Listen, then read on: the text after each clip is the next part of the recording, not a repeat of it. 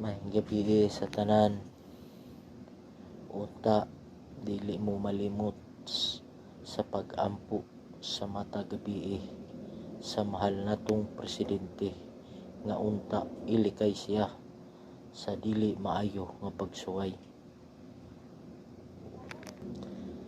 Aaminin ko, bihira at minsan lang akong mananalangin, pero sa mahal kong Pangulo, ilalaan ko ang aking panalangin para sa kanyang sarili, para sa ikakabuti sa bansang Pilipinas.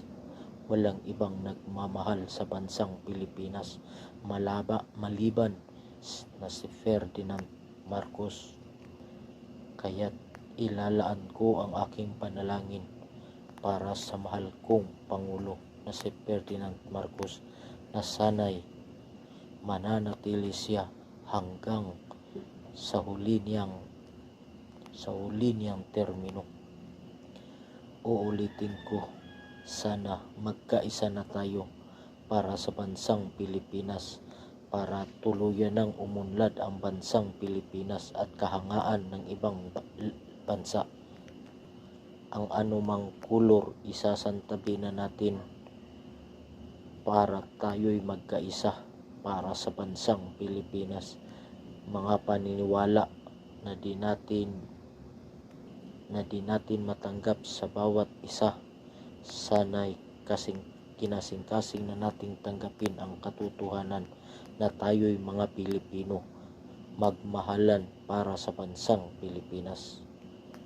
Huwag na tayo magpapadikta ng mga bilyonaryo para gumagawa ng kaguluhan, para pabagsakin ang mahal nating Pangulo na ikasisira ng bansang Pilipinas. Magkaisa na tayo, mahalin ang bansang Pilipinas.